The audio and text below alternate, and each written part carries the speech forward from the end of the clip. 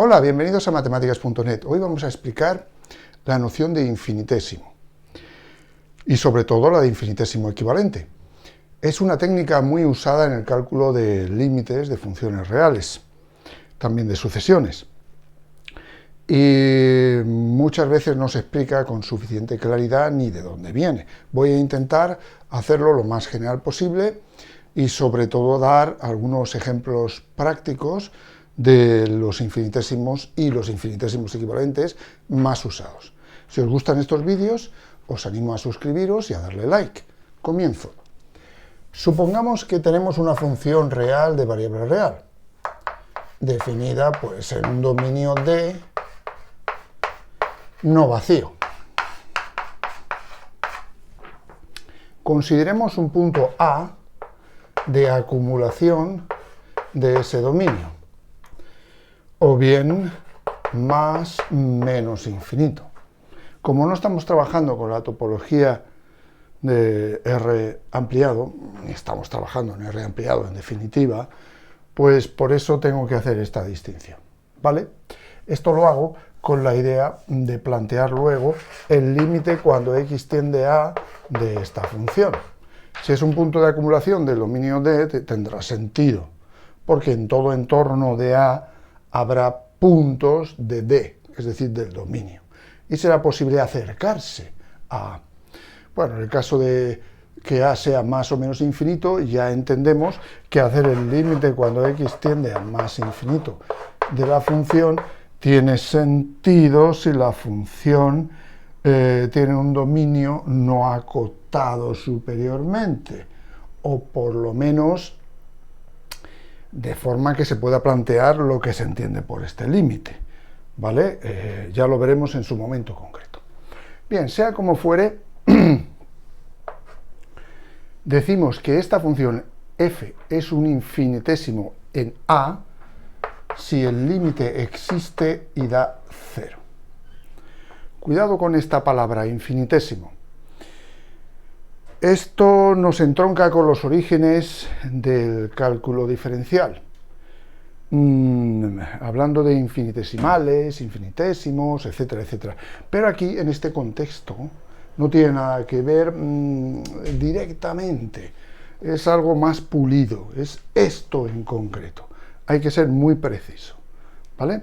Es decir, digo que esta función f es un infinitésimo en A, siendo A, pues ya lo habéis visto, o más o menos infinito, un punto de acumulación, si y solo si el límite cuando x tiende a de la función es 0. Ejemplos de infinitesimos tenemos pues muchos, ¿no? Por ejemplo, límite cuando x tiende a 0 de el seno de x es 0, ¿no? Es fácil. Obviamente el 0 es un punto de acumulación del dominio del seno, el cual es todo R. Y como el límite cuando x tiende a 0 del seno de x es 0, puedo decir que el seno de x es un infinitésimo en 0. No sé cómo expresar esto, quizás así no sea correcto. Lo dejo tal cual, hay que verbalizarlo y escribirlo completo. Me parece más cómodo. Es decir, esto es el infinitésimo y este, por ejemplo, también es otro infinitésimo. ¿Lo veis? Vale, pues lo interesante de esto es compararlos. Es decir, ¿es posible comparar infinitesimos? Pues sí. Si tenemos f y g, que son infinitésimos, ambos en A, y hacemos, por ejemplo, el cociente, siempre que ese cociente exista y se pueda plantear el límite cuando x tiende a de tal cociente, es decir, que de nuevo A sea o más menos infinito, o sea un punto de acumulación del dominio de H, de este cociente, pues aquí tenemos varias opciones. Si nos diera, por ejemplo, un número distinto de 0, c diferente de 0, tendríamos una opción. Si nos diera, por ejemplo, 0, esa es otra, o nos podría dar más infinito o menos infinito, no lo sé. Veamos cada una de ellas. En el caso de que nos dé un número c distinto de 0, diremos que estos infinitesimos son del mismo orden. En el caso de que nos dé 0, eso quiere decir que f es de orden superior a g. Y en el caso de que me dé más o menos infinito, g es de orden superior a f. Puede ser que no exista. Entonces se dice que no son comparables. ¿Vale? Bien, vamos a ver algún ejemplo concreto. Veamos, el límite cuando x tiende a menos infinito de 1 partido x es 0. Y también lo es el límite cuando x tiende a menos infinito de 1 partido x al cuadrado. Es decir, 1 partido x y 1 partido x al cuadrado son infinitésimos cuando x tiende a menos infinito. Veamos, si a esta la llamo f y a esta la llamo g, a la función 1 partido x es f y 1 partido x cuadrado es g, entonces cuando hago f partido g estoy haciendo 1 partido x partido 1 partido x cuadrado. ¿De acuerdo? Bien, esto es fácilmente simplificable, obviamente siempre que x sea distinto de 0. Y quedaría pues x cuadrado partido x y daría directamente x, ¿vale? Si hago ahora el límite cuando x tiende a menos infinito de f partido g, estaría haciendo el límite cuando x tiende a menos infinito de x y me daría menos infinito.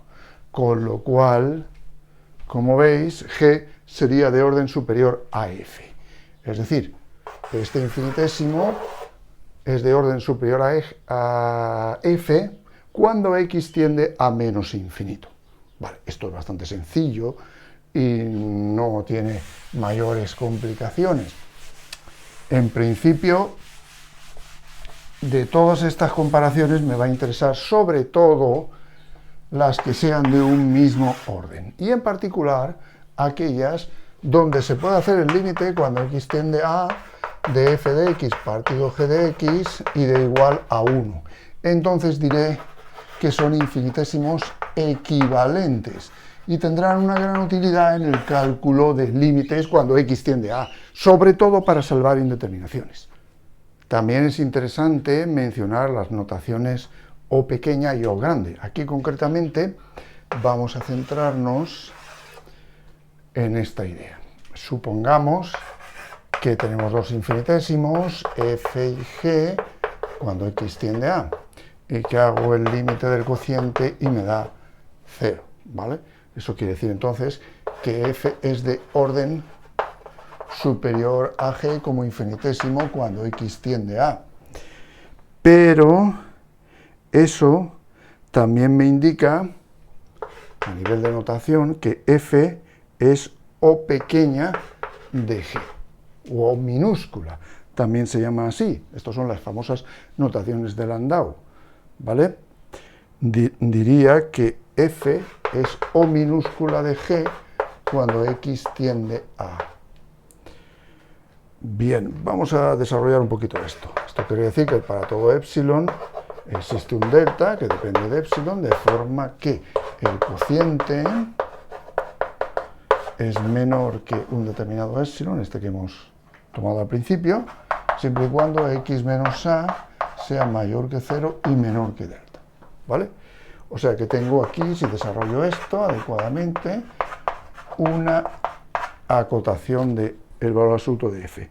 El valor absoluto de f está acotado por epsilon por el valor absoluto de g, siempre que tomemos esta condición de que x menos a está comprendido en valor absoluto entre 0 y delta, ¿vale? Bien, a medida que x se va aproximando a, podemos elegir epsilon cada vez más pequeños y entonces nos estamos dando cuenta de que f todavía decrece más rápidamente que g. se aproxima más rápidamente a 0 que g, ¿vale? Esa es la idea, de que f sea de orden superior a g cuando x tiende a a.